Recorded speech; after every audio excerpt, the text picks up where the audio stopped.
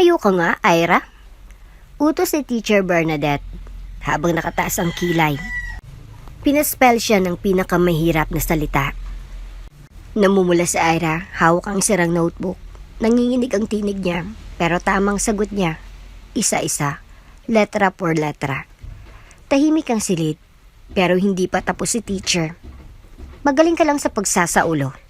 Hindi yan katalinuhan. Kahit sinong may alam sa kalye, ay kaya yan. Ngunit imbis gumanti, isang lihim ang isiniwalat ng dalaga.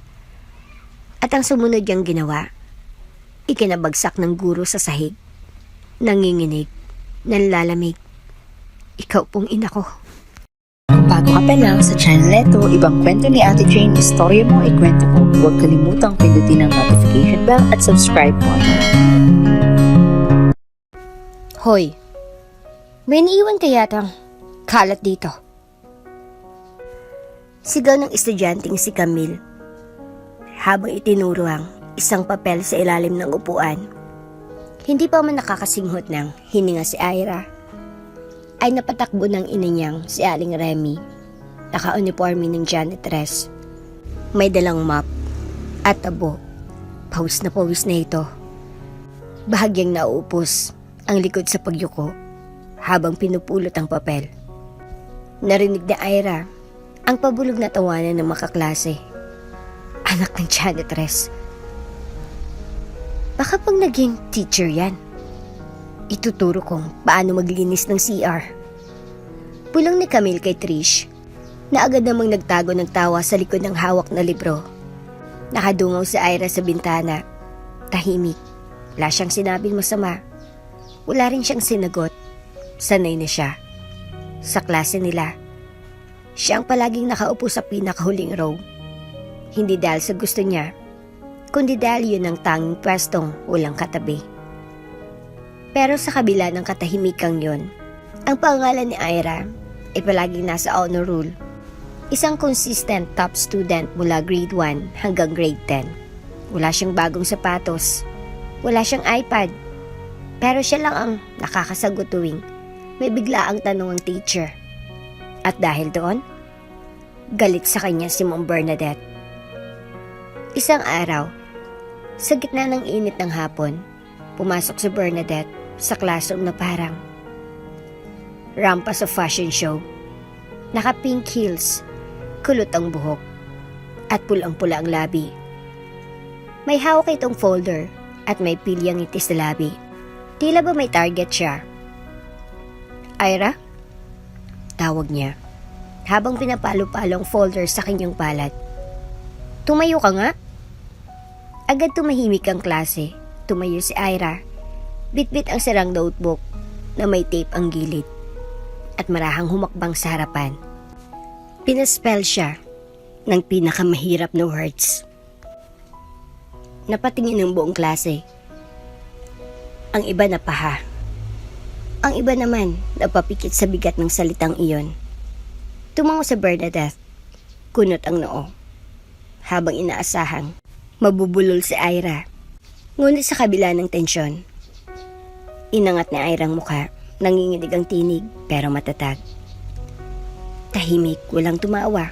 Kahit si Camila ay tila natuyuan ng laway.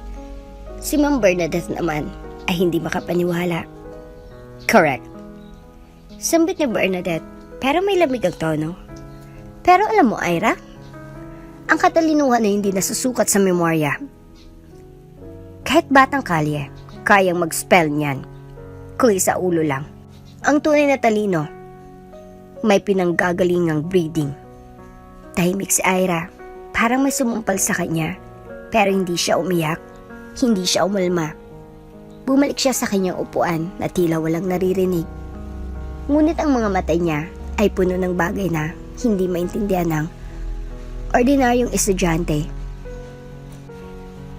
Kagitingan na tahimik at sugat na hindi kailangang sumigaw.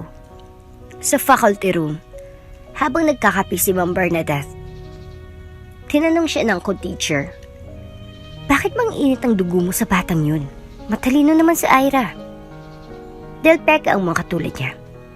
Tugon ni Bernadette, malamig. Pinapakitang matalino para makaakyat sa mundo na hindi para sa kanila. Anak ng janitress tapos honor student? Hindi bagay. Sinisira ng natural order. Hindi alam ni Bernadette, may ibang guro sa likod ng pintuan na nakarinig ng lahat. Ngunit walang nagsalita dahil ang pangalan ni Bernadette ay may kapit, literal at simbolikal. Siyang kabit ng school director, siyang untouchable. Kinagabihan, habang naglilinis si Aling Remy ng hallway, nakita niyang nakaupo si Ira sa gilid ng hagdanan, tahimik at nakatitig sa sirang notebook niya. Umupo si Remy sa tabi niya. Anak, okay ka lang ba? Tumango si Ira, pilit. Ma, bakit parang kasalanan ko ang maging matalino? Napabuntong hininga si Remy. Dahil hindi lahat ng tao marunong tumanggap na ang liwanag ay pwedeng manggaling kahit sa maruming lugar. Pero huwag mong hayaang madumihan ang puso mo. Masakit yan ngayon, pero balang araw, yan ang magiging dahilan ng tagumpay mo. Yumakap si Ira sa ina niya. Sa gabing yon, walang ilaw ang silid nila maliban sa kandilang gamit tuwing brownout. Ngunit kahit madilim ang paligid, malinaw sa puso ng dalaga ang dapat niyang gawin. Hindi siya titigil. Hindi siya bababa sa antas ng mga nambababa sa kanya. Pero hindi rin siya mananahimik habang buhay. May panahon para sa lahat ng bagay.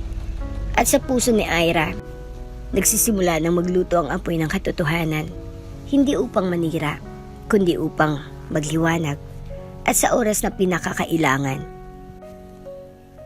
Magandang umaga, Ma'am Bernadette.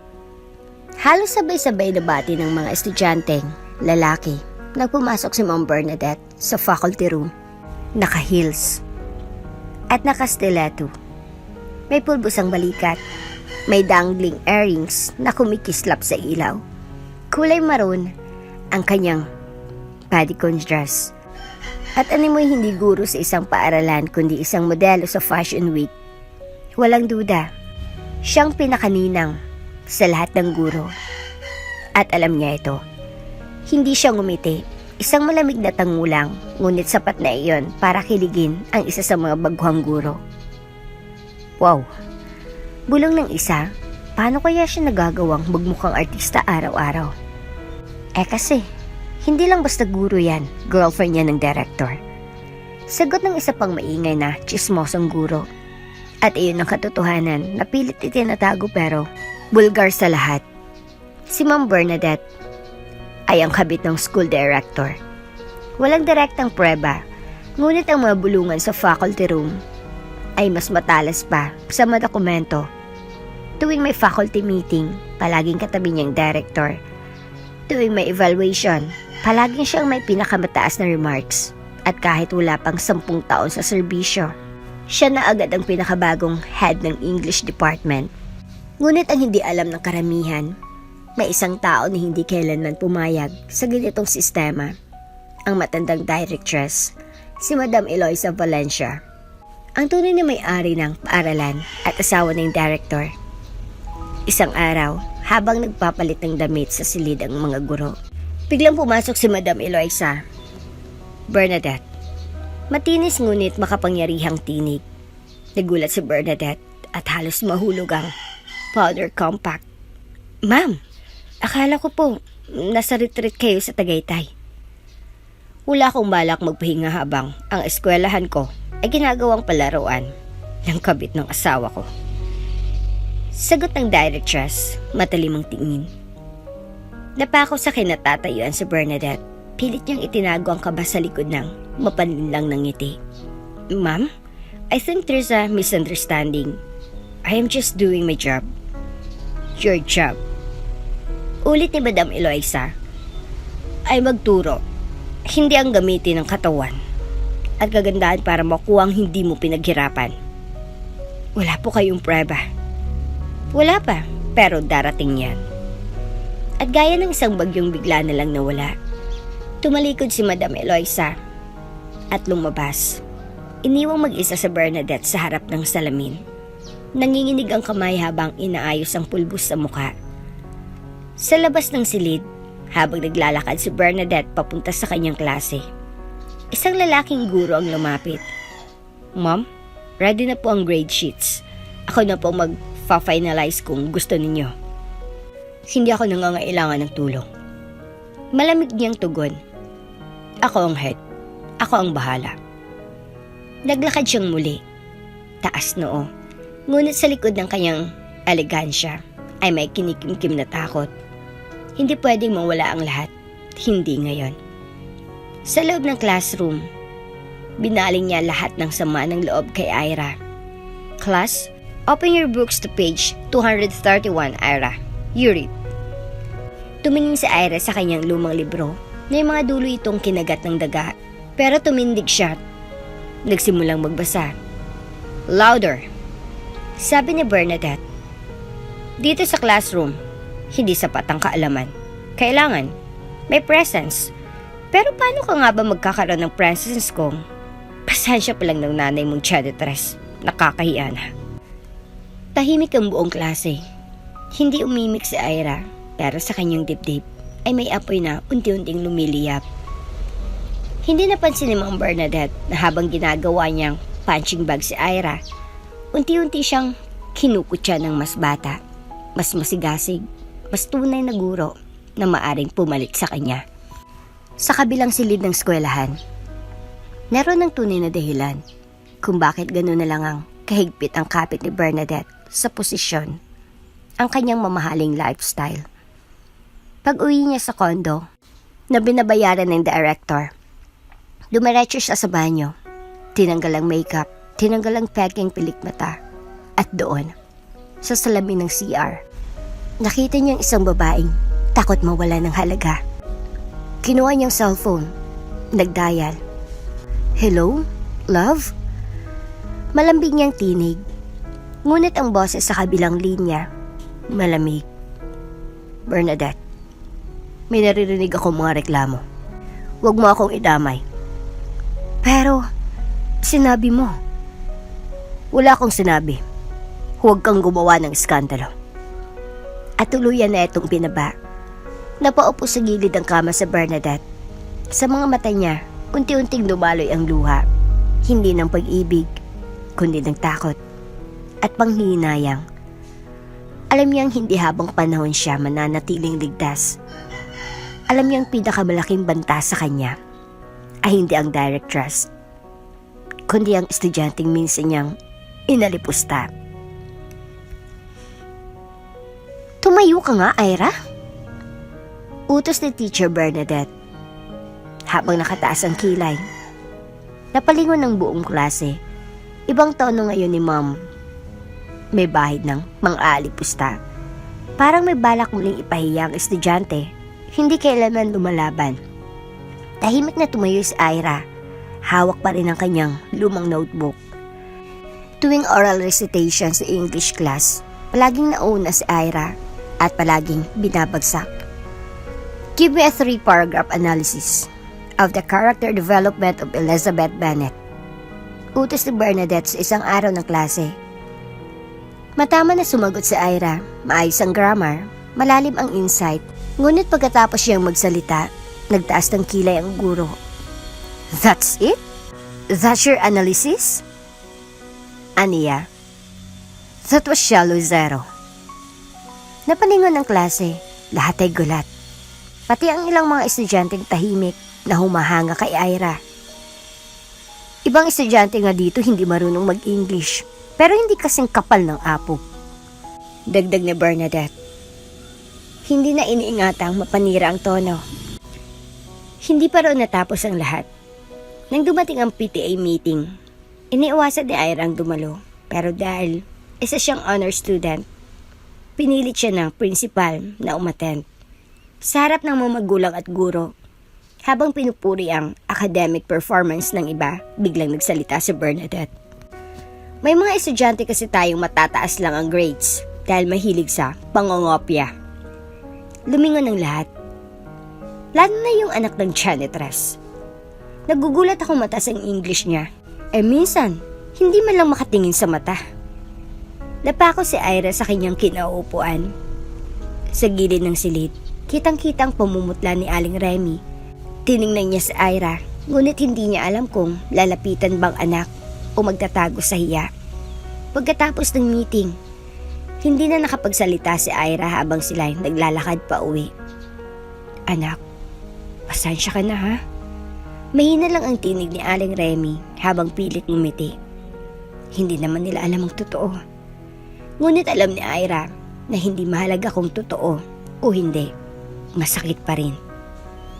Sa sumunod na linggo, may diagnostic exam ang buong klase sa English. Pinaghanda nito ni Ira, gabi-gabi siyang nagsusulat ng essay, nagsasali ng articles, at nagsasanay ng grammar. Nang lumabas ang resulta, siyang highest score, 98%. Ngunit imbis na purihin, pinatawag siya ni Bernadette sa faculty room. Upo. Malamig ang utos ng guro. Explain this. Inalapag sa mesang test paper ni Ira.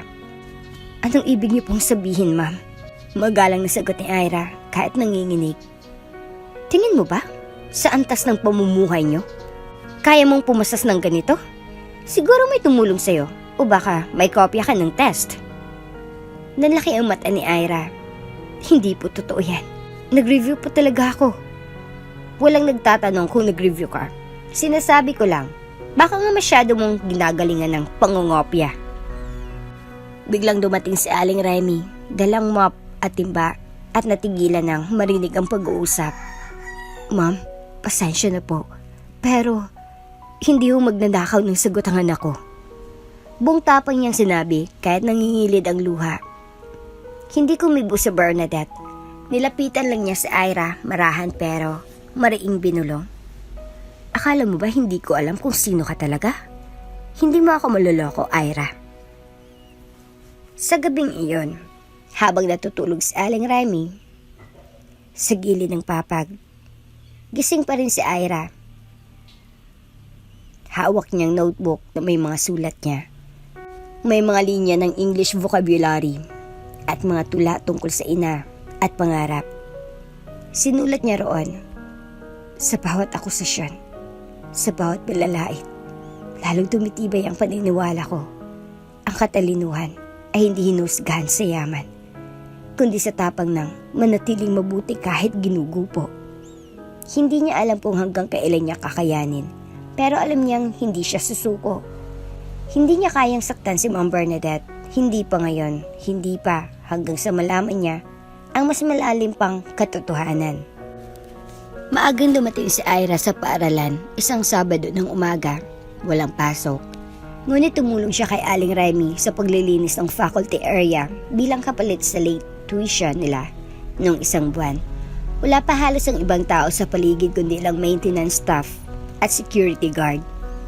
Habang abala si Ira sa pagpupunas ng mga mesa sa reading corner ng faculty lounge, napansin niyang bilang natahimik ang paligid. Mula sa kabilang panig ng silid, sa likod ng bookshelf, narinig niyang boses ng kanyang ina, mahina pero pamilyar ang sakit sa tinig nito. Remy? Tanong ng isang matandang babae. Ikaw nga ba ito? Josie? Ikaw pala yan. Grabe. Ilang taon na ba? Mula pa nung iniwan mo yung bahay sa Nueva Ecija. Anak ng tipaklong. Ikaw pa rin ang payat, pero mukhang mas tumibay. Dito ka na pala nagtatrabaho? Oo, sa janitorial. Sa awa ng Diyos. Umabot din ng high school ang anak ko rito. Matalino at mabait na bata. Anak mo? Yung si Ira? Tumango si Aling Remy. Oo, siya nga. Pero, di ko siya tunay na anak. Nanlaki ang mga mata ni Ira sa likod ng estante. Napatigil siya sa kilos. Hindi tunay? Anong ibig mong sabihin, Remy? Tanong ni Josie halatang nagulat din. Napabuntong hininga si Aling Remy. Saka tumingin sa paligid para bang tiniyak na walang ibang tao. Hindi ko na sinabi kahit kanino. Kahit kay Ira. Pero ngayon, ewan ko. Baka kailangan ko nang ilabas. Napalanok si Ira, hawak-hawak pa rin ang basang-basahan. Ngunit tila nanigas ang kanyang katawan. Nang magsara yung luma naming paupahan sa baryo, may dumating na dalagang may kalapad na tiyan. Maganda, maputi, mukhang galing syudad. Tinago niyang pagbubuntis. Doon siya nanuluyan ilang linggo habang pinapalaki ang tiyan. Sa isang madaling araw, iniwan niyang sanggol sa bisig ko, may kasamang sulat at kaunting pera. Anak ng isang dalagang teacher daw. Ayaw daw nitong malaman ng kahit sino. Takot masirang pangalan niya. Ang sabi, pakialagaan mo ng anak ko. Hindi ko siya kayang panindigan ngayon, pero mahal ko siya. Napatingin si Josie sa kanya, nag-aalangan. Remy, sino raw ang ina?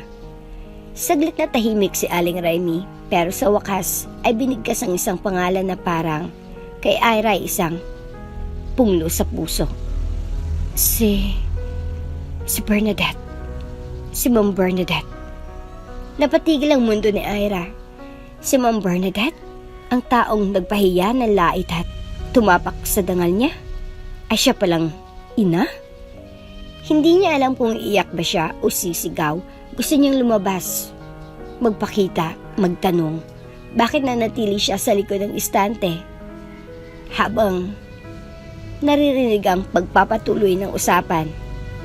Nang mga panahong iyon, nagsisimula pa lang siya bilang guro. Nasa isang public school sa probinsya. May nobyo siyang mahirap, anak ng kargador. Pero nang mabuntis siya, iniwan niya ito. Natakot na mawalan ng trabaho. Ayaw niyang madungisan ang pangalan, kaya tumakas siya rito sa lungsod at iniwan sa akin ng bata. Hindi pa siya bumalik? Hindi na. Pero isang araw, nakita ko na lang siyang may bagong trabaho na sa isang pribadong eskwelahan. Guro pa rin, pero mas maganda ang ayos niya. Parang iba na siyang tao. Doon ko lang nalamang ibang klaseng ambisyon ang naging kapalit ng pagiging ina niya. Hindi na nakayaanan ni Ira, dahan-dahan siyang umatras mula sa istante. Pinipigil ang hikbi. Pumasok siya sa bakanting classroom. Saka doon bumulusok ang lahat ng luha. Nakaluhod siya sa sahig, yakap ang kanyang sirang notebook at paulit-ulit na bumubulong. Ma, bakit akong pinakamasakit sa lahat ng anak niya? Sa buong maghapon, hindi na siya kumibo. Hindi niya na sinabi kahit kanino ang kanyang narinig habang si Aling Remy ay patuloy sa paglilinis. Si Ira naman ay tulalang nakaupo sa gilid ng pader sa likod ng science lab. Pinagmamasdan ng kalangitan na tila ba tinatanong, ano ba talaga ang halaga ko kung pati ang sarili kong ina ay kinakahiya ko? Sa gabing iyon, habang natutulog si Aling Remy, muling binuksan ni Ira ang kanyang notebook. Doon niya isinulat ang lahat ng kanyang narinig. Sa bawat salita, bawat pangalan, bawat emosyon, hindi niya kayang isigaw. Sa pahinang iyon, isinulat niya, ang sakit palang malaman na ang taong pumapahiya sa iyo araw-araw ay ang taong dapat unang yumakap sa iyo. Pero mas pinili niyang pagtakpan ng pangalan niya kaysa aminin na ako ang bunga ng kanyang sariling laman at dugo. Hindi niya alam kung kanino siya magtitiwala. Hindi niya rin alam kung dapat ba niyang ipagkalat ang katotohanan. Pero isang bagay ang sigurado sa kanya. Hindi niya hayaang magalit ang puso niya. Hindi niya papayagan na mamulat siya sa taong nanakit sa kanya. Kahit na alam niyang kasing tindi ng bagyo ang katotohanan iyon, pinili pa rin niyang manahimik kasi para kay Ira, ang pagmamahal ay hindi nakabase sa pagkakadugo, kundi sa taong piniling mahalin ka kahit hindi siya obligado. Tahimik lang si Ira buong linggo. Hindi siya umiiyak. Hindi rin siya nagsasalita.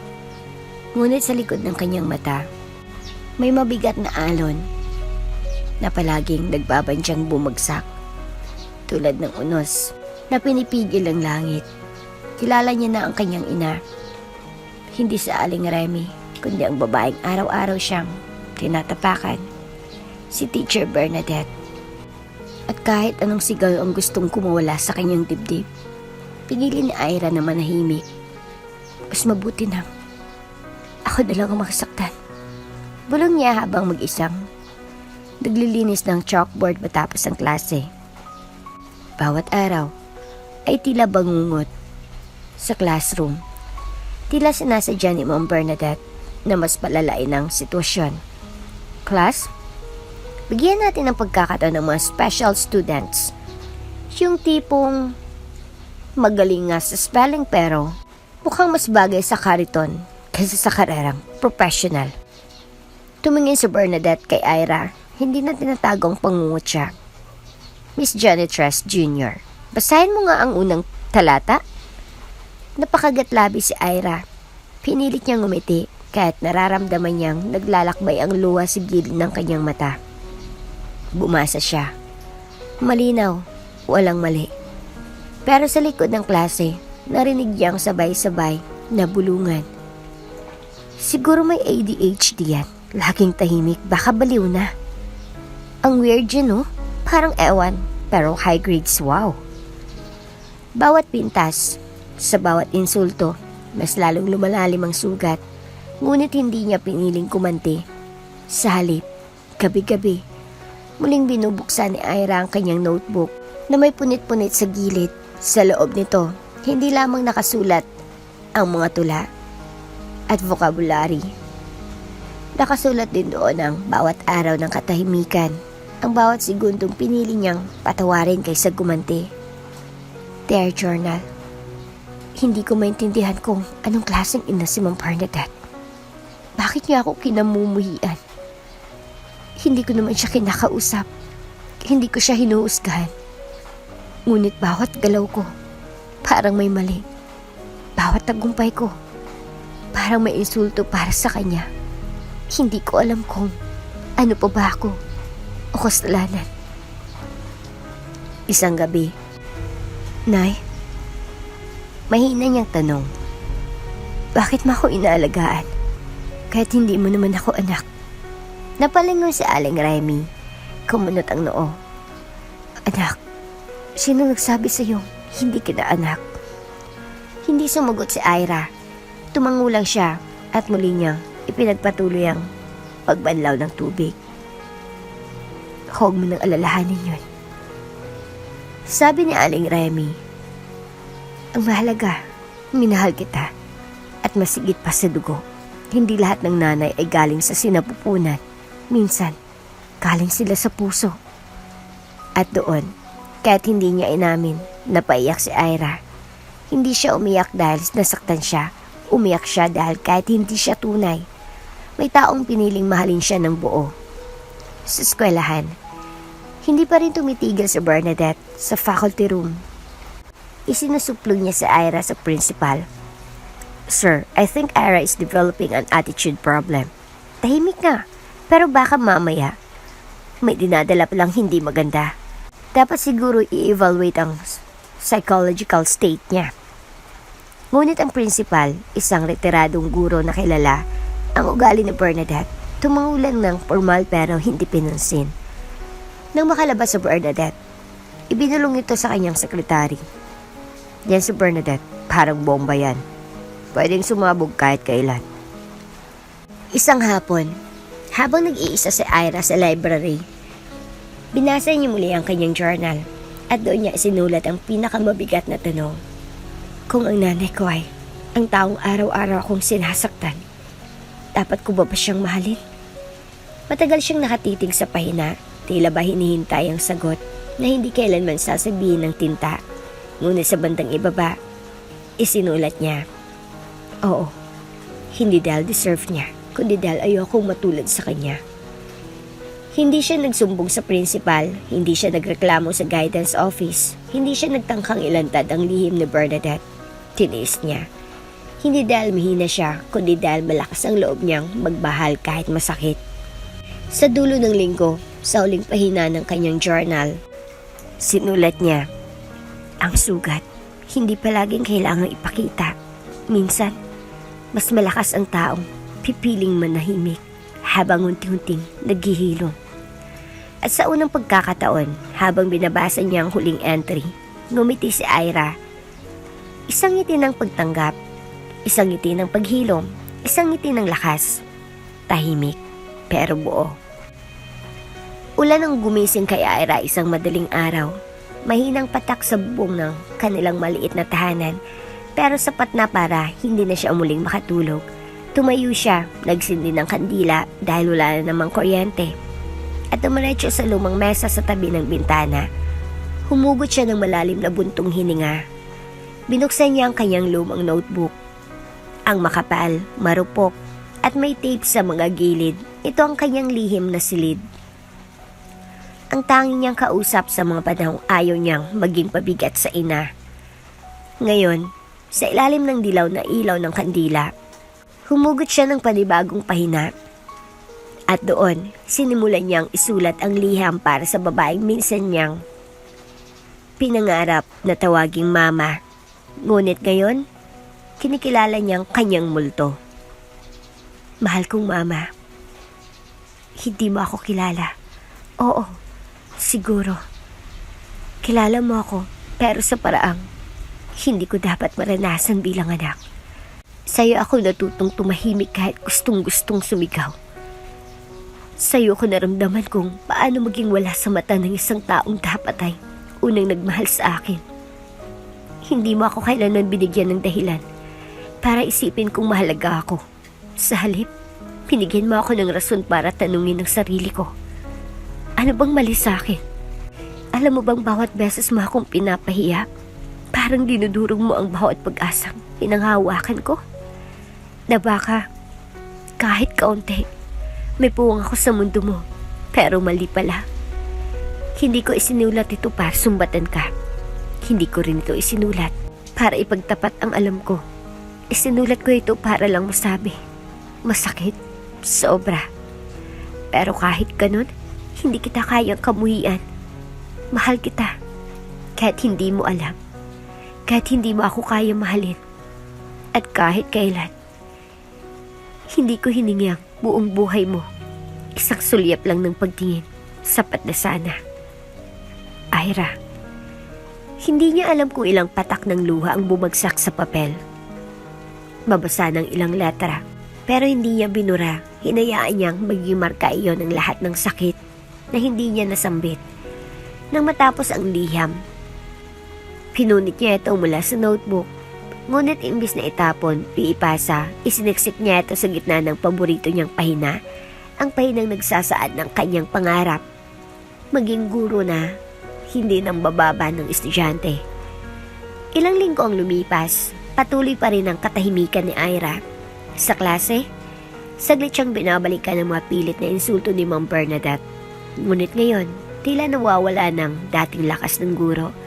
Parang may laban ka sa kapangyarihan ng kanyang tinig. Isang hapon, pagkatapos ng klase, bumalik si Ira sa classroom para kunin ang naiwan niyang notebook. Doon niya napansin si Ma'am Bernadette ay abala sa pag-ayos ng kanyang mga gamit. Ira, malamig pa rin ang boses. Naiwan mo ito. Sabay abot ng notebook. Napatingin si Ira, napansin niyang nakabuklat ang notebook sa mismong pahinang may sulat kamay niya, ngunit hindi ang liham. Ang nakita ni Bernadette ay ang tula ni Ira tungkol sa pag-asa. Ang dilim, hindi dahilan para sumuko. Sa bawat sugat, may lihim na lakas. At sa gitna ng katahimikan, doon umuusbong pinakamatatapang na puso. Mahilig ka rin pala sa tula. Sabi ni Bernadette, hindi tumitingin. Po? Tanong ni Ira. Wala. Sabay iwas ng tingin ni Ma'am Bernadette. Tumango si Ira, kinuha ang notebook, at lumabas nang hindi na nagsalita pa. Hindi niya alam kung nakita ng guro ang liham, ngunit alam niyang oras na ang magbubunyag ng lahat. Sa faculty room, naiwan si Bernadette na tila tulala. Dahan-dahan siyang umupo sa kanyang desk, kinuha ang cellphone at tiningnan ng picture ng batang babae na matagal niya nang itinago. Isang larawang luma na maputing sanggol sa mga bisig ng nurse at may pangalan sa likod. Baby girl, Bernadette V. Pinikit niya ang kanyang mga mata, isang boses ang bumaliktad sa alaala niya, ang boses ng batang minsan niyang isinuko. Hindi kita kayang alagaan. Kailangan kong unahin ang pangarap ko. Patawad. Hindi alam ni Bernadette kung bakit ngayon, paulit-ulit na bumabalik Ang larawang iyon sa isip niya tuwing nakikita niya si Ira. Imposible. Bulong niya, hindi siya iyon. Pero may isang bahagi ng puso niya, isang bahagi na matagal nang tinabunan ng ambisyon at takot. Ang tahimik na bulong na nagtatanong, paano kung siya nga? At sa gabing iyon, habang nakahiga si Ira, niyakap niyang notebook na luma na sa tagal. Ngunit puno ng alaala, hindi niya alam kung darating ang araw na mababasa ni Bernadette ang liham na iyon. Pero sa ngayon, sapat na sa kanya na naisulat niya ito dahil minsan, ang liham na nilalaman ng puso, mas ligtas kung nakasulat, hindi sinigaw. Maaliwalas ang umaga sa paaralan, ngunit para kay Bernadette, tila lumulubog ang buong mundo sa ilalim ng kanyang mga paa. Sa unang pagkakataon sa maraming taon, hindi siya tinawag sa harap ng faculty meeting para magbigay ng best practices o para ipresenta ang kanyang innovative lesson plan. Tahimik lang siyang nakaupo sa dulo ng mesa, parang invisible. Walang pumapansin, walang bumabati, at ang pinakamalaking dagok, wala na si Director Feliciano. Walang paalam. Isang araw, basta na lang hindi pumasok ang lalaki sa opisina, kumalat ang balita. Nag-resign daw, ngunit sa likod ng balitang iyon, may mas malalim na dahilan. Isang linggo bago iyon, pumasok si Madam Eloisa, ang directress ng patagal ng binanghinala ang tahimik na nagmamasid, kasamang dalawang board member at isang accountant. Sa harap ng buong faculty, naglabas siya ng pahayag. May anomalya sa financial report ng paaralan. Ayon sa aming audit, may nawawalang 1.2 million pesos mula sa activity funds. At batay sa trail ng withdrawals at approval slips, lumalabas na may signature na ginagamit kahit hindi dumaan sa opisina. Napatingin ang lahat kay Bernadette. Hindi man binanggit ang pangalan, alam niyang siyang tinutukoy. Ipinatawag si Bernadette sa boardroom. Doon, nakaharap niya si Madam Eloisa, isang school board trustess, at si Attorney Del Mundo, ang legal counsel ng school, Miss Bernadette Valmoria. Panimula ni Attorney, may mga aligasyong kayo raw ang lumagda sa ilang approval forms ng pondo. Kaya't wala sa tamang proseso. Ano masasabi niyo rito? Namutla si Bernadette. Hindi ko po alam ang sinasabi niyo. Kung may pirma man sa kahawig ng sakin, hindi ibig sabihin na akong gumawa. May CCTV footage, Bernadette. Singit ni Madam Eloisa, malamig ang tono. Nasa opisina ka tuwing may paggalaw ng pondo. At may ilang text messages na nakuha mula sa school-issued phone ng director na nagpapakitang kayong nag-utos. Kinamit niya ako. Wala akong kinalaman sa withdrawal. Napasigaw si Bernadette. Nawala na ng prenang boses. Minahal ko siya. Pero hindi ko pinangarap na masangkot sa ganito. Tahimik ang lahat. Tanging ang tunog ng mahina niyang paghingang maririnig. Pagkalipas ng 3 araw, inilabas ng school board ang desisyon, tanggal bilang department head si Bernadette at ililipat bilang regular classroom teacher subject sa probation. Hindi siya sinibak dahil kulang ang direktang ebidensyang magdidiin sa kanya. Ngunit tinanggal ang kanyang karangalan, kapangyarihan at koneksyon. At ang pinakamalaking parusa, iniwan siya ng director. Wala ni isang text, tawag o paliwanag. Sa loob ng kanyang apartment, binuksan niya ang lumang wine glass at nilagok ang natitirang alak. Ngunit hindi ito sapat para lunurin ng pait. Pagbalik niya sa paaralan, wala nang dati niyang ganda. Ang dating perfecto makeup ay naging payak na lipstick. Ang designer dresses ay napalitan ng lumang blouse at slacks. At ang dati niyang tangkad, ngayon tila yumuko sa bigat ng kahihiyan. Pumasok siya sa klase, walang bumati, walang umiti. Ang dating mga estudyanteng humahanga sa kanya, ngayon ay tila umiiwas ng tingin. Sa loob ng faculty room, wala na siyang sariling mesa. Pinagtabi ang upuan niya sa sulok. Malapit sa filing cabinet, tanging electric fan lang ang kasama niya buong maghapon. Isang araw, habang nagkakasalubong sila ni Ira sa hallway, saglit silang nagkatitigan. Tahimik. Hindi na nanlilisik ang mga mata ni Bernadette. Ngayon, puno na ito ng pagod, ng hiya, ng hindi maipaliwanag na lungkot. Nagbaba ng tingin si Ira, tahimik siyang lumagpas. Wala siyang sinabi, wala rin si Bernadette. Ngunit sa loob ng guro, may kirot na hindi inaasang katahimikan. Ang dating inapakan niyang estudyante ay siya na ngayong may piniling hindi gumanti. Sa kanyang apartment, habang nakaupo si Bernadette sa sahig, tinitigan niya ang lumang larawan ng isang sanggol sa kanyang bisig. Anak, bulong niya, kung nasan ka man, hindi mo alam kung gaano kahirap maging ako ngayon. Napaluha siya. Hindi na siya umiyak bilang guro o babae. Umiyak siya bilang ina, kahit hindi pa niya kayang aminin. Lumipas ang mga linggo na natili si Bernadette sa paaralan, ngunit hindi na siya ang sentro, hindi na siya ang it girl. Hindi na siya ang pinag-uusapan kundi iniiwasan. Wala na ang kanyang armor, wala na ang kanyang kalasag. At habang pinupunasan niyang putik sa sarili niyang sapatos isang araw ng tag-ulan, napatingin siya sa malayo. Sa batang nakaupo sa ilalim ng puno, tahimik na nagsusulat sa kanyang sirang notebook. Si Ira. At sa unang pagkakataon, nakaramdam siya ng tunay na pagsisisi. Third place, second place, and now, the champion of this year's Regional English Quiz B. Nakahawak si Ira sa kanyang sirang ballpen. Ang kanang kamay ay nanginginig. At ang puso'y tila sasabog mula sa kaba. Hindi siya pumasok sa kompetisyong ito para magpakitang gilas. Sumali siya upang patunayan sa sarili na kaya niyang lumaban kahit pa araw-araw siyang pinapahiya. From San Pedro Integrated High School, Ira Remedios. Tumindig ang buong entablado sa hiyawan. Tumayo si Ira, nanlalamig ang mga kamay habang tinatahak ang entablado sa gilid. Nakita niyang nakangiti si Aling Remy, may hawak na lumang payong at grapong may tubig, parang nanay na nanonood ng anak. Sa pinakaunang sayaw nito sa entablado ng buhay. Isinuot sa kanyang medalya, inabot ang tropeyo, at sa harap ng buong crowd, isang tanong ang binigay sa kanya. How did you overcome all the challenges you faced as a student? Muling nanahimik ang buong hall. Tumango siya, sakang umiti. Challenges.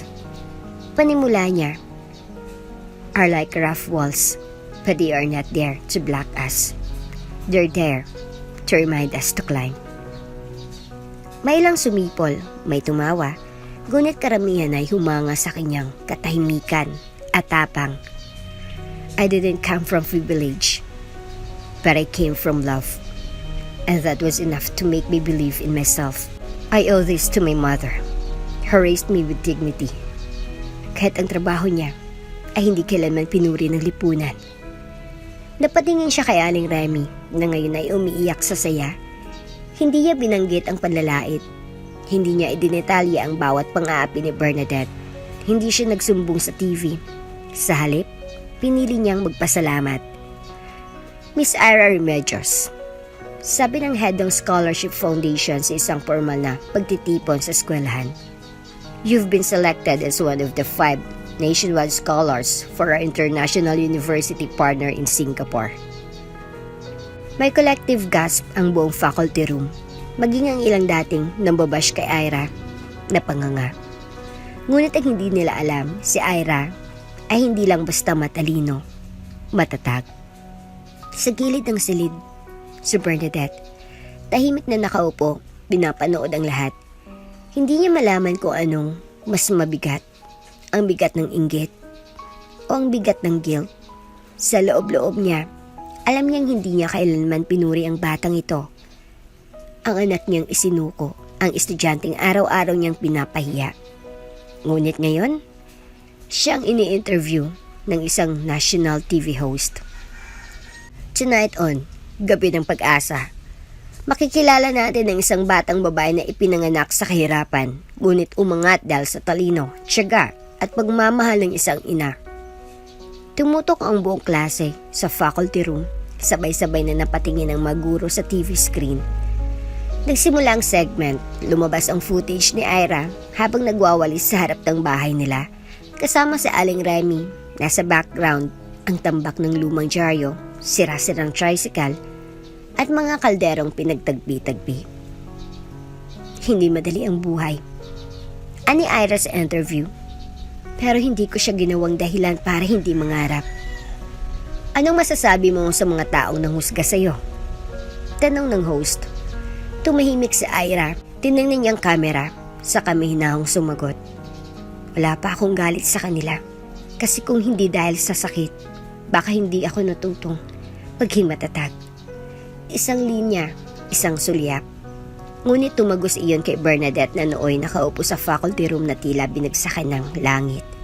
Wala siyang binanggit na pangalan, pero alam ng konsensya kung sinong tinutukoy. Ladies and gentlemen, our class valedictorian, Ira Remedios. Tumindig ang lahat, nakangiti si Ira habang umaakyat sa entablado. Simple lang ang kanyang suot na toga, may kaunting tahi sa gilid, pero mas marangal beto sa designer gown. Sa bulsa ng kanyang toga, naroon pa rin ang sirang notebook. Hindi ako tumayo rito dahil ako ang pinakamatalino. Nandito ako dahil hindi ko hinayaang hadlangan ako ng kahirapan, ng sakit, o ng panghuhusga. Napatingin siya sa audience. Tumamang tingin niya sa pinakalikod. Nakita niya si Bernadette, nakatayo, payat na, walang makeup, at nakatago sa lilim ng punong maliit sa gate. Tiningnan niya ito ng matagal, ngunit hindi niya sinabing, Mama. Hindi niya rin ito nilapitan, ngunit isang ngiti ang pinakawalan niya, isang ngiting tahimik, ngunit puno ng kapatawaran. Pagkatapos ng seremonya, habang lahat ay abala sa pagkukuha ng litrato, umalis si Ira sa crowd, dumaan siya sa likod ng gusali. Doon, nakita niyang iniwan ng isang tao ang bouquet ng bulaklak sa tabi ng gate. May nakalagay na maliit na papel. Para sa estudyanteng hindi lang matalino, kundi may puso. Congratulations. Walang pangalan, ngunit alam niya kung kanino galing. Hawak ang bulaklak, pinikit niya ang kanyang mga mata, huminga siya ng malalim. Hindi niya man ako makilala ngayon. Sapat nang may bakas siyang nanunood. Ang dating batang pinagtatawanan, ngayon ay hinahangaan. Ang batang pinahiya, ngayon ay ginagantipalaan. Ngunit higit sa lahat, ang batang isinuko, ngayon ay nagpakita ng pagmamahal na hindi kayang tumbasan ng dugo. At sa pakiwari ni Ira, ito ang tunay na tagumpay, hindi medalya, hindi scholarship, kundi ang makalakad ng buo ang loob. Kahit binasag ang puso, maaga pa lang, dumadaing na ng pananakit si Bernadette. Akala niya ay simpleng pagod lang, dala ng paulit-ulit na paglakad sa eskwelahan. Umarahil ay stress sa pagkakatanggal bilang department head. Pero nang sumakit ang likod niya na parang tinutusok at nagkaroon ng lagnat na hindi bumababa, napilitan siya magpatingin sa ospital. Hindi niya akalain na ang sagot ng doktor ay babago sa lahat. You have systematic lupus erythematosus, wika ng internist, habang hawak ang kanyang laboratory results. It's an autoimmune disease, chronic. You'll need long-time medication and regular monitoring. Parang nandigas ang lahat sa paligid ni Bernadette. Lupus? Autoimmune? Panghabang buhay? Bakit siya? Bakit sa dami ng taong mas masama pa sa kanya, siyang pinili ng sakit? Nang i-admit siya sa ospital, agad siyang nag-text sa mga dating niyang kaklase sa education department. May ilan siyang tinawagan, mga dating kasama sa seminar, kagrupo sa Teachers Association, at ang dating niyang best friend na si Jonah na palaging kasama sa lunch break. Wala nang isang sumagot. Ilang beses din niyang sinubukang tawagan ang director, ang lalaking ipinaglaban niya noon sa kabila ng kahiyan. Ngunit, the number you have dialed is in service lang ang kanyang narinig. Iniwan niya siya. Matagal na pala siyang iniwan. Hindi lang bilang kasintahan, kundi bilang taong may halaga. Sa loob ng kanyang hospital room, tahimik ang lahat. Walang bisita, walang bulaklak. Walang nakapaskil na pangalan sa labas ng pinto. Tanging monitor, dextrose, at ang mahinang beep ng ECG ang kanyang kasama. Nasa tabi ng kanyang kamang isang maliit na plastic bag, laman ay toothbrush, towel, at ang lumang litrato ng isang sanggol, larawan ng anak na isinuko niya. Kinuha niya ito, tinitiigan ng matagal. Kamusta ka na kaya? Tanong niya sa hangin. Masaya ka ba? Sana, hindi ka naging katulad ko. Napaluha siya. Hindi na dahil sa sakit ng katawan, kundi dahil sa bigat ng konsensyang hindi gumagaling. Naisip niyang tawagan ng kapatid niyang si Rowena sa probinsya. Hello, ate? Mahina niyang bati. Bernadette, anong kailangan mo? Malamig ang tinig sa kabilang linya. Nasa hospital ako. May sakit ako. Lupus. Sabi ng doktor, baka pwedeng. Tumawag ka lang kasi may kailangan ka. Hindi mo kami kilala kung kailan ka okay. Ngayon na wala ka ng pera. Naalala mo na kami? Hindi naman sa ganun. Pasensya ka na, Bernadette. Hindi kami charity. Hindi kami hospital. Matagal mo na kaming tinalikuran. Ngayon, kami naman ang tatalikod. At tuluyan ng ibinaba ang tawag. Ilang segundo, tahimik lang si Bernadette, nakatitig sa dingding na puti. Hindi niya na alam kung mas masakit ba ang salitang iyon o ang pagkabasag ng huling ugnayan sa pamilya. Kinagabihan, habang mag-isa sa ospital, nagising siya sa isang bangungot. Nakita niya sa panaginip ang sarili niyang estudyante, si Ira, na palaging binabagsak, pinapahiya, pinamaliit. Ngunit sa panaginip, si Ira na iyon ay may hawak na salamin. At sa salamin, nakita ni Bernadette ang sarili niya, hindi bilang guro, kundi bilang ina. Bakit mo ako isinuko? Tanong ni Ira sa kanyang panaginip. Dahil natakot ako. Mas takot kang mawala ang pangalan mo kaysa sa pagkatao ko. Pagmulat niya, nanginginig siya, basang-basa ang kanyang damit sa pawis. Nakabukas ang ilaw ng ospital, ngunit ang puso niya ay nanatiling madilim. Diyos ko, bulong niya. Patawarin mo ako. Kinabukasan, nagulat ang nurse. Ma'am, may nagdeposito po para sa gamot niyo. Covered po lahat ng lab test. Pati ang susunod na round ng treatment. Napakunot noo si Bernadette. Sino? Anonymous donor po, nagbigay sa admin, sabi tulong lang. Hindi siya makapaniwala. Wala siyang kaibigan, wala siyang pamilya, pero may isang tao, isang nilalang na tahimik na tumutulong sa kanya. Sino? Bakit? Hindi niya alam. Ngunit sa gitna ng kanyang tanong, unti-unting bumabalik sa kanya ang huling tagpong nakita niya si Ira. Ang iting binigay nito noong graduation. At doon, sa loob ng ospital, sa gitna ng kanyang sakit, unang pumasok sa isip niya ang isang posibilidad na hindi niya kayang tanggihan. Siya kaya? Bago matulog, kinabig niya ang kanyang cellphone, binuksan ang gallery. Lumabas ang lumang larawan. Siya, 17 years old. May bitbit na sanggol sa ospital. Kung ikaw man ang tumutulong sa akin, Ira, hindi mo kailangang patawarin ako. Napaluha siya. Pero sana, malaman mo, ako ang unang taong nasaktan sa sarili kong desisyon. Hindi niya alam kung kailan siya gagaling.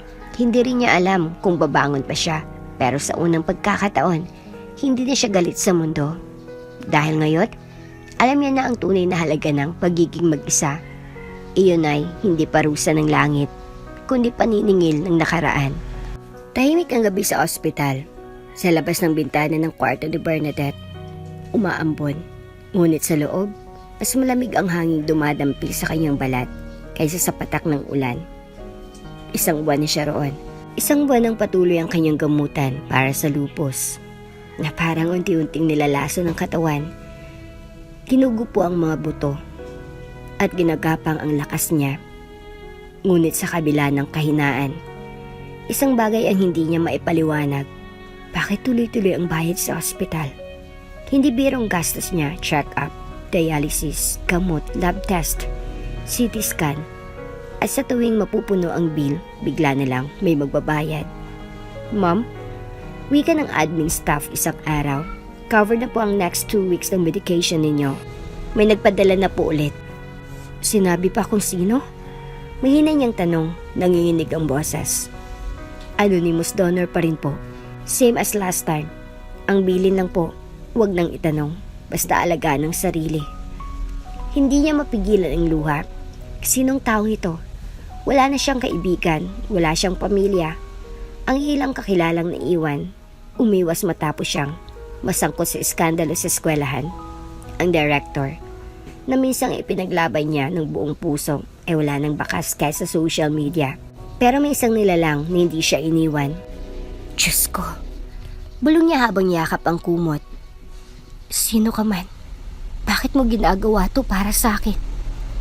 Napatingin siya sa lamesa kung saan nakapatong ang isang lumang larawan. Isang sanggol sa kanyang bisig.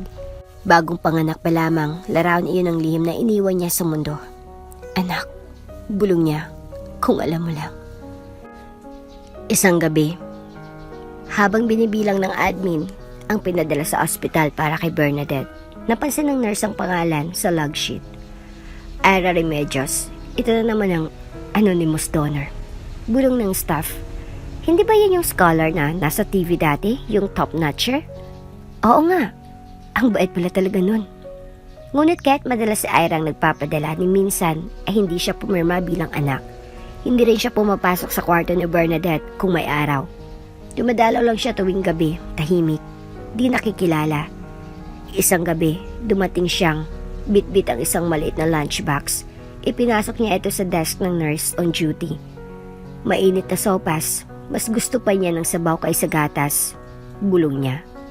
Hindi mo ba siya gustong makita? Tanong ng nurse, nagtataka. Hindi pa po ngayon. Sagot ni Ira, hindi niya ako kailangan bilang anak, kailangan niya ako bilang tao. Sa dormitoryo, habang mga roommates ni Ira ay nanonood ng K-drama at nagbabasa ng Wattpad, tahimik lang siyang nagsusubsob sa kanyang notebook. Hindi na ito yung sirang notebook na bitbit niya noong high school. Ito ay bago pero may parehong laman, mga liham. Liham para kay Bernadette. Liham para kay Aling Remy. Liham para sa sarili. Ma'am Bernadette, hindi kita hinanap para makilala. Hinanap kita para matupad ko ang pangakong hindi mo narinig. Na kahit hindi mo ako pinili, ako ay pipiliing mahalin ka. Minsan, sinasabi ng mundo na ang isang ina ang dapat unang nagmahal. Pero sa kaso ni Ira, anak ang unang umunawa. Isang gabi ng tag-ulan, nadali ang courier ng gamot. Napilitan si Ira na siya na mismo ang mag-abot. Tahimik siyang pumasok sa ospital, sa bulsa. Bitbit niya ang envelope at reseta. Pagpasok sa hallway, bumungad sa kanyang kwartong may pamilyar na ilaw, binuksan niyang pinto. At doon, sa unang pagkakataon, nakita niya si Bernadette na gising, nakaupo at nakatitig sa kanya. Ma'am, mahina niyang bati. Nagkatinginan sila, matagal, walang salita. Pasensya na po. Dadaan lang po sana ako sa nurse station. Ngunit bago pa siya makalabas, mahinang tinig na sumunod sa kanya. Ira, ikaw ba yung... Natigilan si Ira, ngumiti siya, ngunit tumalikod rin. Bukas na lang po. Mahina niyang tugon. Pag uwi, hindi na siya nakapagsalita. Sa loob ng dorm, tumakbo siya sa ilalim ng kumot. Doon siya humikbi, tahimik. Ibang pakiramdam kapag nakita mo sa mata ang taong nanakit sa'yo. Nasa wakas, nakita ka rin niya, pero hindi pa siya handang yakapin ito. Hindi pa ngayon. Ngunit sa puso niya, handa na siyang magmahal kahit walang kapalit. At iyon ang tunay na lakas ng isang anak. Tahimik ang ospital sa gabing iyon, maambon. At ang dilim ng langit ay parang sinasalamin ng laman ng damdamin ni Ira. Habang nakasakay sa tricycle, bitbit ang maliit na backpack at isang balot na sopas sa Tupperware. Isang linggo na rin mula nang muling magtagpo ang tingin nila ni Bernadette sa silid ng ospital. Isang suliyap na tila hinahabol ng maraming taon ng kasinungalingan, distansya at pagkukunwari, pero hindi na muling nagkita simula noon. Ngayon, hindi na siya pinilit ng mga pangyayari. Pinili niya na. Pagpasok niya sa ospital, sinalubong siya ng night nurse. Sanay na ito sa kanya. Chen po ulit sa room 312. Pulong ng nurse habang inaayos ang clipboard. Tumungo si Ira. Isang saglit lang po. Hindi rin ako magtatagal. Bitbit ang maliit na notebook sa kanyang dibdib. Huminga siya ng malalim bago pumasok. Sa loob, mahina ang ilaw. Si Bernadette ay nakatagilid, nakatingin sa bintana. Sa isang tingin, hindi mo akakalaing ito ang dating guro na kinakatakutan sa eskwelahan. Ang babaeng may matalim na postura, perpektong lipstick at mga salitang parang sibat. Ngayon, ang nakahiga sa kamay isang payat, maputla at halos hindi makakilos na babae. Tahimik si Ira. Lumapit siya, hindi para makilala, hindi para ipakita kung sino siya. Lumapit siya bilang isang estranghero na muling bumibisita sa isang mahal na puso. Kahit hindi siya kailanman tinawag, inilapag niya ang pagkain sa mesa, nag-ayos ng kortina, inayos ang mga reseta sa gilid. Ngunit hindi siya tinatapunan ng tingin ni Bernadette. Salamat. Mihinang tinig nito. Lagi kang dumadaan dito pero hindi kita kilala. Tumango si Ira, hindi pa rin nagpapakilala. Marami na akong nakakalimutan, Tay. Dagdag ni Bernadette, pero mukha kang familiar. Para kang... Ngunit agad siyang pinutol ni Ira sa pamamagitan ng isang mihinang tanong. Pwede po ba akong mag-iwan ng isang bagay? Napatingin si Bernadette, tumango lang, walang emosyon. Kinuha ni Ira ang kanyang luma at sirang notebook mula sa backpack. Iyon ang paborito niya. Yung unang gumuhit ng kanyang mga tula, hinanakit at pangarap. Dito rin niya unang isinulat ang liham para sa inang hindi niya kailanman ipinakilala sa mundo. Maingat niyang inilagay ito sa gilid ng kama, sa ilalim ng tray ng gamot. Hindi ka pansin-pansin, hindi pansin ng iba. Pero alam niyang darating ang oras na ito ay mabubuklat. Tumayo siya, tahimik, ngunit bago siya lumabas, muli siyang lumingon. Ma'am, mahina niyang sambit. Napatingin si Bernadette, hindi alam kung saan ilalagay ang sarili. Minsan po, may mga liham na hindi kailanman na ipadala. Pero hindi ibig sabihin, wala itong halaga. Hindi na siya tumingin pa, lumabas siyang walang iniwang pangalan. 3:00 ng madaling araw, nagising si Bernadette. Dahil sa malamig na simoy mula sa bintana, nilingon niyang mesa, may bago, isang sirang notebook na hindi niya maalalang kanya. Tinignan niya ito, pinagmasdan ng lumang tape sa gilid. At ang sulat kamay na pamilyar, Ira. Bumangon siya, kahit masakit ang mga kasukasuan, binuklat niya ang notebook sa unang bahagi. Mga tala sa klase, sa kalagitnaan mga tula. At sa bandang huli, isang sulat na may petsang 3 taon nang nakalipas. Mahal kong Ma'am Bernadette. Hindi ko isinulat para manumpat, kundi para iparating ang sakit na hindi ko kayang sabihin sa harap mo. Hindi mo ako kailanman pinansin bilang tao, pero pinili kong manatili bilang anak. Hindi mo man ako matandaan bilang bahagi ng buhay mo, pero ikaw ay bahagi ng pagkatao ko. Sa bawat pagkakataong pinahiya mo ako, doon ako natutong humawak sa sarili. At ngayon, kahit alam kong ako'y bunga ng isang takot na piniling iwanan, pinili ko pa rin magmahal, hindi bilang utang na loob, kundi bilang kaluluwa na hindi marunong magtanim ng galit. Bumagsak ang luha ni Bernadette sa papel. Ang kamay niya ay nanginginig habang hinihimas ang pahina. Ira, bulong niya. Ikaw nga, ikaw pala. Napalod si Bernadette sa sahig ng ospital, hindi niya napinigilan ang hagulhol. Ang dating boses na malakas at puno ng yabang ngayon, nauwi sa mga hikbing puno ng pagsisisi. Diyos ko, ikaw palang bumubuhay sa akin. Ikaw ang binastos ko. Ikaw, ang anak ko. Tumitig siya sa laraw ng sanggol sa kanyang bulsa. Ang lumang picture na araw-araw niyang tinitingnan sa gabi. Ngayon, may mukha na ng sanggol. May pangalan na, may buhay na, at itong parehong batang itinakwil niya at patuloy na yumakap sa kanya. Madaling araw, basa pa ng luwang pisngi ni Bernadette habang nakatingin sa sirang notebook na iniwan sa kanya ng dalagang dumalaw kagabi. Hindi niya alam kung paano siya muling nakatulog, pero pagmulat ng mata niya, doon pa rin ang kwaderno, nakabuklat sa pinang may liham na gumising sa kanyang konsensya. Hinawakan niya itong muli. Nangangatog ang kamay niya, parang takot na hawakan ng sariling kasaysayan. Paulit-ulit niyang binasang liham, bawat letra, parang kutsilyong hinahati ang kanyang dibdib. Hindi mo ako kailanman pinansin bilang tao, pero pinili kong manatili bilang anak. Biglang umikot ang kanyang mundo, parang pelikula sa kanyang isipan ng bawat alaala na matagal niyang tinabunan, sinarado. at itinago sa ilalim ng pangalan at ambisyon. Naalala niyang gabing iyon, 17 taon nang nakalilipas. Siya si Bernadette, bagong graduate ng education, puno ng pangarap. Nasa probinsya siya noon, nagtuturo sa isang public school. Doon niya nakilala si Joel, ang lalaking nagturo sa kanyang magmahal hindi bilang guro, kundi bilang babae. Mahirap si Joel, anak ng kargador sa palengke, ngunit mabait, matalino at tapat. Sa kanya unang nakaramdam si Bernadette ng yakap na hindi nagtatanong kung anong ambisyon mo. Ngunit nang mabuntis siya, nag-iba ang lahat. Bakit hindi mo ipinaglaban? Tanong ni Joel. Dahil hindi ito kasama sa plano ko. Sigaw niya noon, habang hawak ang pregnancy test. Hindi ako pwedeng masira. Hindi pa ako tenured. Wala pa akong pangalan. Pero may anak ka na. Sagot ni Joel. Wala. Hindi ko yan piniling. Isulat sa buhay ko.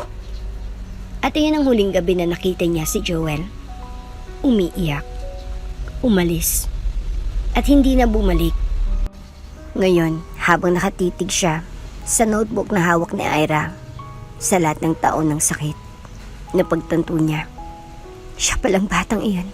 Ang batang iniyakan ko tuwing gabi sa ilalim ng kumot. Ang batang tinatawag ko sa panaginip. Pero hindi ko kailanman hinanap sa realidad. Tumayo si Bernadette. Hindi na alintan ng sakit ng katawan. Hinila niyang IV pool. Tinanggal ang sarili sa ECG monitor. Dahan-dahan siyang naglakad palabas ng kwarto. Parang hinilang isang puwersang mas malakas pa sa gamot o doktor. Ng pag-ibig na matagal niyang ikinulong. Si Ira. Bulong niya. Siyang anak ko. Sa hallway ng ospital, napatigil siya sa paglakad. Humawak siya sa pader, humagulhol. Sa wakas, hindi na siya umiyak dahil sa sakit ng katawan. Umiiyak siya dahil sa sakit ng puso. Ang uri ng sakit na walang reseta, walang injection, walang chemotherapy. Umiiyak siya para sa bawat sigaw na ibinato niya kay Ira. Para sa bawat pagkakabagsak sa recitation. Para sa bawat titig na punong-puno ng pangmamaliit. At higit sa lahat, para sa pagkakataong siya mismong nagbura ng pangalan ng sarili niyang anak. Pagbalik niya sa kanyang silid, tumingin siya sa salamin sa CR ng ospital. Siyang anak ko. Mahina niyang sabi, at ako ang guro niyang nagturo sa kanya. Paano manakit? Anong klaseng inang gumagawa nun? At sa unang pagkakataon, hindi niya tinakpan ng make-up ang sarili. Hinayaan niyang makita ang sarili bilang taong durog. Pero sa gitna ng pagkawasak, may liwanag siyang nakita mula sa sulat, mula sa notebook, mula sa ngiti ng batang minsan niyang pinahiya. Kinuha niyang notebook, pinunasan ang luha sa gilid ng pahina, at sa bakanting likod ng sulat ni Ira, doon siya sumagot. Anak, patawad. Hindi ako naging ina. Hindi rin ako naging guro. Ako'y naging anino ng sarili kong takot, at ikaw naging liwanag sa gitna ng dilim ko. Hindi ko inasahan ang kapatawarang ibinibigay mo, pero ngayong hawak ko ito. Hindi ko na ito bibitawan. Hayaan mo sa natitirang panahon ng buhay ko. Ako naman magpakita kung paano magmahal. Mainit ang sikat ng araw, pero nanlalamig ang katawan ni Bernadette. Bitbit ang isang payong at maliit na sling bag. Marahang naglakad palabas ng ospital. Hindi pa tuluyang magaling, payat na kayuko, may saklay sa isang kamay. Pero matatag ang kanyang hakbang. Ma'am, sigurado po ba kayong ayaw niyong magpa-wheelchair? Tanong ng nurse habang inalalayan siya sa labasan. Umiling siya. Ang ganitong lakad, kailangan kong maramdaman bawat hakbang, bayad sa mga kasalanan ko. Lumakad siya ng mabagal sa gilid ng kalsada, parang bawat yapak niya ay pag-amin ng mga taon ng pananahimik, pagtatago at panlalamig ng puso. Sa kanyang bulsa, hawak-hawak niyang notebook ni Ira. Ang panahong kwaderno na ngayon ay parang naging gabay niya pabalik sa pagiging ina. Makalipas ang halos 1 oras na biyahe at ilang beses na pagtanong sa guard at estudyante, narating ni Bernadette ang New Horizon Academy. Isang prestiyosong paaralan para sa mga mahirap ngunit matatalinong kabataan. Dito raw nagtuturo si Ira bilang young instructor sa General Education Department. Isang balitang nakuha niya mula sa isang article online na nagsasabing, si Ira Remedios, dating valedictorian at scholarship awardee, Ngayon ay guro na rin, inspirasyon sa mga estudyanteng piniling magsimula sa hirap. Huminto siya sa harap ng gate. Tiningnan niya ang sarili sa salamin ng cellphone, maputla, walang makeup, may kaunting galos sa pisngi mula sa huling kamutan. Hindi siya handang humarap, pero kailan ba siya naging handa? Ngayon lang. Dahan-dahan siyang naglakad papasok ng school grounds. Ang mga estudyante, masayang nagkukulitan sa hallway. May mga batang nakapambahay lang pero masigasig ang paglalakad. May ilang guro ring naglalakad na may hawak ng modules. Huminto siya sa tapat ng room 302. Narinig niyang tinig ni Ira mula sa loob. Matatag, maliwanag at punong-puno ng malasakit. Class, remember, education is not just about intelligence. It's also about compassion. Ang talino, pwedeng mawala, pero ang puso, diyan ang tunay na magtuturo sa inyo ng direksyon. Pumikit si Bernadette. Sa isang iglap, nakaramdam siya ng halo-halong emosyon, saya, kirot, hiya. Ngayon, hindi na siyang guro. Siyang estudyante. Estudyanteng handang matuto, hindi ng grammar o spelling, kundi ng pagpapatawad at pagmamahal. Kinabog siya ng kaba habang itinaas ang kamay at dahan-dahang kumatok. Tuk-tuk. Naputol ang diskusyon sa loob. Maya-maya, bumukas ang pinto. Isang estudyante ang lumabas at lumingon sa kanya. Po, kayo po ba si... Ngunit bago pa siya makasagot, lumabas si Ira mismo. Sa paglabas ng dalaga, natigilan nito. Tila hindi makapaniwala sa nakikita. Ang guro na minsang naging multo sa kanyang alaala, ngayon ay nakayuko, hawak ang saklay, at may luha sa mga mata. Hindi sila agad nagsalita. Ang katahimikan sa pagitan nila ay parang isang pader, hindi ng galit, kundi ng kabiglaan at lungkot. Pwede ba akong makausap ka, Ira? Mihinang ngunit malinaw ang boses ni Bernadette. Hindi sumagot si Ira, ngunit hindi rin siya umalis. Tumango lang ito at sinanyasan ang class rep. Mag-break muna tayo for 10 minutes. Sabi niya, lumakad sila sa garden bench malapit sa classroom. Tahimik, walang ingay, kundi huni ng mga ibon at mahinang ihip ng hangin. Pagkaupo ni Bernadette, saka siya muling nagsalita. Hindi ko alam kung paano ako magsisimula. Tumingin si Ira, malamlamang mata. Magsimula po kayo sa totoo. Tumango si Bernadette at sa kauna-unahang pagkakataon, binasag niya ang katahimikan ng isang dekada. Ako ang nagluwal sa'yo. Diretso, walang paligoy-ligoy. Iniwan kita dahil sa takot. Pinili ko ang karera kaysa sa'yo. Hindi ko malang tinanong kung anong magiging itsura mo. Kung matututo ka bang ngumiti. Basta, iniwan kita. Napalunok si Ira. Alam ko na po. Nagulat si Bernadette.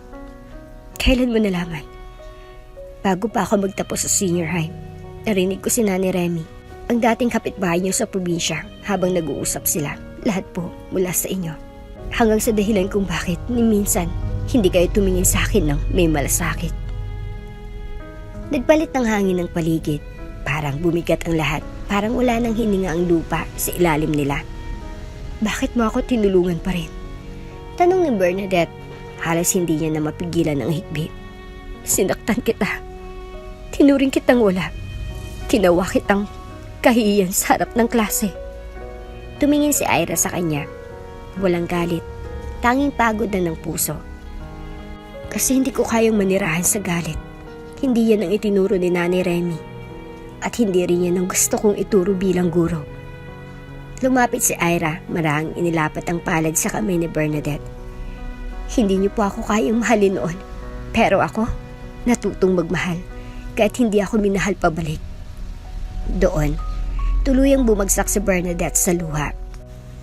Isang ina, isang dating guro. Isang makasalanang nilalang na sa wakas, nakahanap ng anak na hindi kailanman huminto sa pagiging anak. Mag-aalas 5 ng hapon, tila nagbabanta ang ulan sa langit, pero sa loob ng bakuran ng New Horizon Academy, ang bagyong nag-uumiyaw ay hindi galing sa kalikasan, kundi mula sa dibdib ni Bernadette. Habang tahimik siyang nakatayo sa ilalim ng punong nara, hinihintay si Ira matapos ang huling klase nito. Sa kanyang kamay ay isang papel na pinilas mula sa lumang notebook. May 3 salitang paulit-ulit niyang isinulat. Patawarin mo ako. Humigpit ang hawak niya sa papel para itong natitirang huling hibla ng pag-asa. Maya-maya, lumabas si Ira mula sa pinto. Nakasuot siya ng simpleng blouse. May hawak na folder ng lesson plan na tila pagod sa buong araw ng pagtuturo. Ngunit na magtama ang mata nila, hindi pagod ang bumungad sa mukha ni Ira, kundi isang tahimik, kalmadong pagtanggap. Anak. Huminga ng malalim si Bernadette. Lumapit siya. Mabagal pa rin ang lakad, saklay ng katig at pilit pinipigilan ang luha na gustong dumaloy sa bawat hakbang.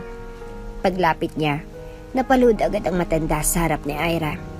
Anak, bulong niya halos di marinig. Hindi kumibo si Ira. Tumingala sa Bernadette, buong puso, buong takot. Alam ko na huli ang lahat, pero sana, kahit hindi ko nababawi ang mga taon, mabigyan mo pa rin ako ng pagkakataon. Kahit sandali lang, bilang ina. Nanginginig ang boses niya, hawak pa rin ang sulat, basang-basa na sa ulan. Patawarin mo ako. Hindi na napigilan ni Bernadette ang paghagulhol sa harap ng mga estudyanteng palimnang naglalakad sa gilid. Sa mga co-teachers ni Ira na tahimik na dumadaan sa likod, isang babaeng guro na nakaluhod hindi bilang teacher kundi bilang ina na durog na durog. Patawarin mo ako. Paulit-ulit niyang sabi, hindi ko alam kung paano. Patawad kung ipinagpalit kita sa takot. Patawad kung sinaktan kita. Kung hinubaran kita ng dignidad bilang estudyante, bilang anak. Hindi kita kinalala noon, hindi kita tinanggap. Dahil duwag ako, dahil mas mahalaga sa akin ang reputasyon kaysa sa dugo ko mismo. Napalingalinga si Bernadette, parang humihingi ng awa sa hangin. Patawarin mo ako, Ira. Kahit hindi mo ako tawaging mama, kahit hindi mo ako yakapin, tatanggapin ko, basta mapatawad mo lang ako. Tahimik si Ira, isang minutong walang salita hanggang sa marahang yumuko ang dalaga. Ibinaba niya ang folder, lumapit at niyakap ang nakalod na ina. Marahan, mahigpit, hindi galit, hindi pilit. Isang yakap na puno ng liwanag sa gitna ng taon ng dilim. Napagulo si Bernadette, nanginginig siya. Para bang hindi siya karapat-dapat pero pilit pa rin sinasalo ng yakap ng anak. Anak, bulong niya. Hindi ko po kayo kinamuhian. Sagot ni Ira, mina pero matatag. Ni minsan. Nanay ko si Remy at kahit hindi mo ako inaruga noong bata pa ako, siyang nagturo sa akin kung paano magmahal. Kahit hindi kami nahal pabalik. Ani Ira habang hinahaplos ang buhok ng ina. Pero kayo po, ma'am, kayong nagturo sa akin kung paano maging matatag. Napalunok si Bernadette. Baka ang natutunan mo lang sa akin ay kung paano saktan. Ngumiti si Ira, puno ng lungkot pero may pag-unawa. Hindi, tinuruan niyo rin ako kung paano hindi bumitaw sa dangal. Kahit ako'y inaapak-apakan. Ngayon, kayo naman po ang bibit-bitin ko, hindi bilang guro, kundi bilang ina na muling naglalakad pabalik. Maya-maya, naglakad na silang mag-ina papunta sa bench.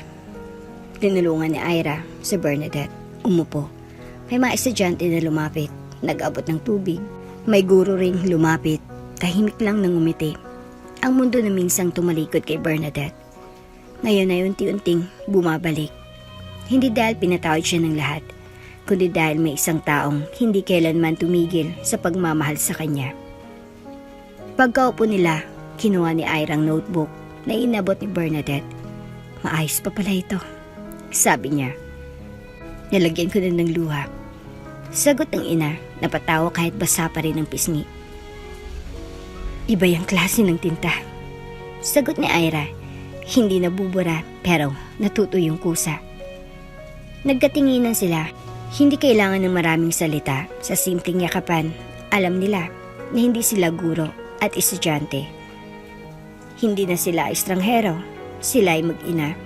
At sa wakas, nakaharap na sila, hindi para magsumbatan kundi para magsimula. Ang ospital na minsang naging kulungan ng pagkakasala at kahiyan, ngayon naging tahanan ng tahimik na paghilom. Sa isang pribadong kwarto, nakaupo si Bernadette sa silyang may gulong. Hawak ang maliit na Bible habang ang araw ay unti-unting sumisilip sa pintana. Nakasuot siya ng simpleng blouse. at maluwag na pantalon, hindi na ang mga mamahaling bestida ng dating buhay, kundi ang kasuotang tugma sa bagong katauhan. Isang babaeng muling natuto lumuhod at humingi ng tawad, hindi sa tao lang, kundi sa Diyos.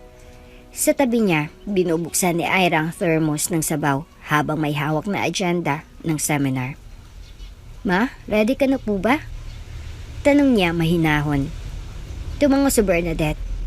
"Basta kasama kita kahit saan." Makalipas ang ilang linggo, isa na namang auditorium ang napuno. Mga estudyanteng naka-uniforme, mga working scholars, ilang janitress, ilang guro. At sa gitna ng entablado, nakatayo si Ira. Ngayon ay isang inspirational speaker sa iba't ibang paaralan at community youth summits. May banner sa likod, lakas ng maralita, ang kabataan bilang liwanag ng bansa. Matikas ang tindig niya, pero ang tinig, hindi arogante, kundi mapagkumbaba. Alam niyo po ba kung sinong nagturo sa akin kung paano maniwala sa sarili? Hindi po ang unang pumalakpak sa tagumpay ko, kundi ang unang humusga sa akin. Tahimik ang audience. Tulad ninyo, isa rin akong batang pinagtawanan, anak ng janitress, tinawag na walang class, cheap.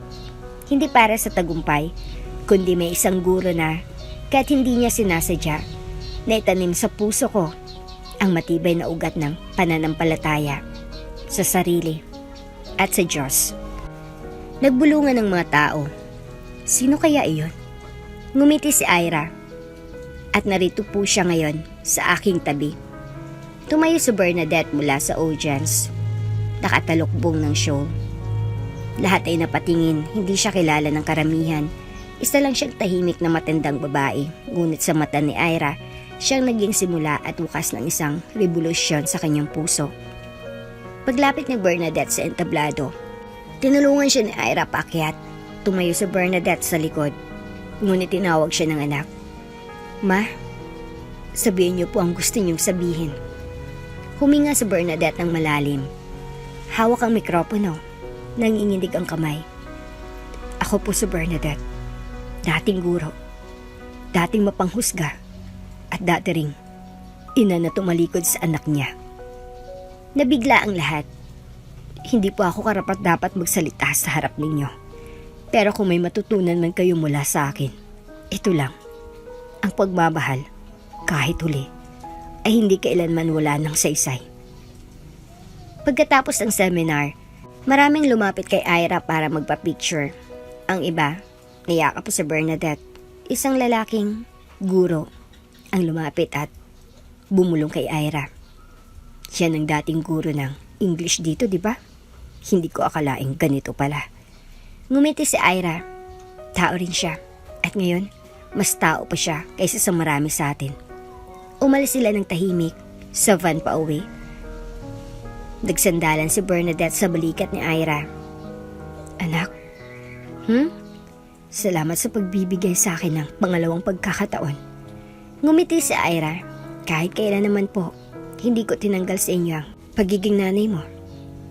Sa maliit na apartment na tinutuluyan nila, nagsalo sila ng tinolang manok. Si Ira ang nagluto habang si Bernadette ay nag-aayos ng mga modules para sa volunteer tutoring niya tuwing linggo sa simbahan. "Kumustang tuhod mo, ma?" "Masakit pa rin, pero masakit ang dating puso ko nung hindi ko kayang tanggapin ang pagmamahal mo." Tahimik si Ira. "Ngayon po, natuto na rin kayo magmahal ng hindi nagtatago." Ilang buwan nang lumipas, si Bernadette ay nagsimulang magturo muli, hindi sa private school, kundi bilang volunteer sa community center. Ang mga batang dating takot sa Ingles, ngayon natuto sa kanyang mga aralin na puno ng kababaang loob. Minsan, isang batang babae nagtanong sa kanya, "Mom, totoo po ba na minsan kayong naging masungit na guro?" Tumawa si Bernadette. "Hindi lang masungit, minsan naging dahilan ako ng luha ng iba. Pero ngayon, gusto ko namang maging dahilan ng ngiti ninyo." Tuwing gabi, bago matulog, dumadalangin si Bernadette. Hindi na siya humihiling ng yaman, ganda o posisyon. Ang panalangin niya ay simpleng kataga, "Salamat po. Salamat sa pagkakataong makilala ang anak. Salamat sa anak na hindi sumuko sa Diyos. Na kahit huli ang pagsisisi, hindi kailanman huli ang kapatawaran. Ang araw ay sumilip sa bintana ng bagong classroom. Sa loob ng silid-aralan, tahimik ang mga estudyante. Iba-ibang edad. Mula sa mga working students, out-of-school youth, hanggang sa mga batang may takot sa sarili nilang kinabukasan. Ngunit sa gitna nila, may isang presensyang di maikakaila. Isang babaeng ang bawat galaw ay puno ng malasakit, tapang at pag-unawa. Si Ira, ngayon ay siya ng guro. Tumayo siya sa harap ng pisara, may hawak na chalk, walang projectors, walang aircon, pero may liwanag mula sa mga matang nakatingin sa kanya. Dahan-dahan niyang isinulat sa pisara, pagpapatawad. Alam niyo ba kung bakit ito ang una nating leksyon? Tanong ni Ira, malamig ang tinig ngunit matalim sa damdamin. Tahimik ang klase. Dahil hindi lang ito salita, isa itong laban, isa itong desisyong inuulit-ulit araw-araw. Kahit masakit, kahit hindi humingi ng tawad ang nakasakit. May isang estudyante, patuloy ni Ira sa klase. Sa araw-araw, pinapahiya ng guro. Pinilit pasukuin sa harap ng klase. Sinasabihang bobo, mahirap, walang mararating. Napalingon ang mga estudyante sa isa't isa. Pero hindi siya gumanti. Sa halip, pinili niyang manahimik dahil may mas mahalaga pa sa paghihiganti. Ang karapatang magpatawad, hindi dahil sa kahinaan, kundi dahil sa lakas na magmahal. Isang estudyanteng babaeng tahimik na napaluha. Yung guro na yun po ba humingi ng tawad? Tanong ng isa. Ngumiti si Ira, sabay tingin sa kanyang likuran. Oo, at kahit hindi man siya humingi, patawad pa rin ang ibinigay ko.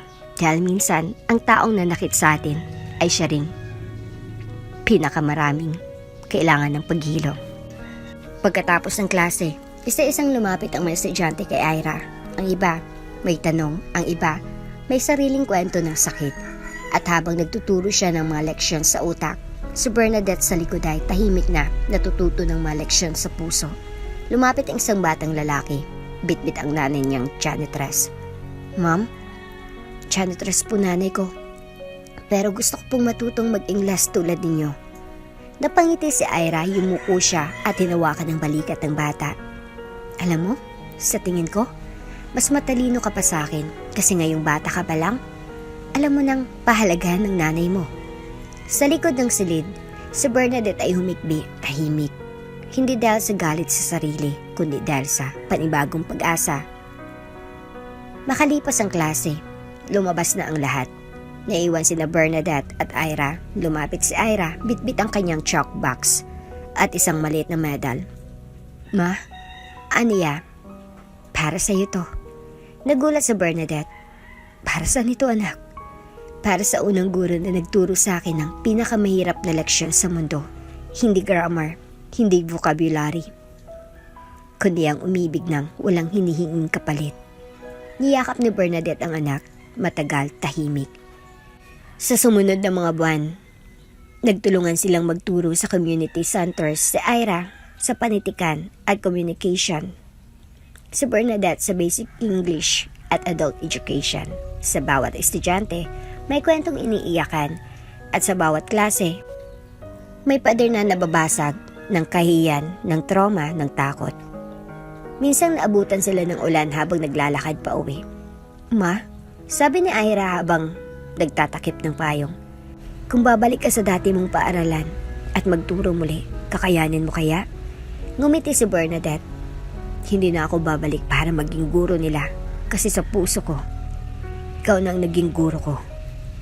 Isang huling eksena sa graduation ng bagong batch ng community scholars, pinakilala si Ira bilang keynote speaker. Tumayo siya sa entablado, ngunit bago siya nagsalita, tinawag niya isang babae sa gilid. Bago po ako magsalita, gusto ko pong ipakilala ang unang taong nagbukas ng puso sa tunay na kahulugan ng edukasyon. Tumayo si Bernadette.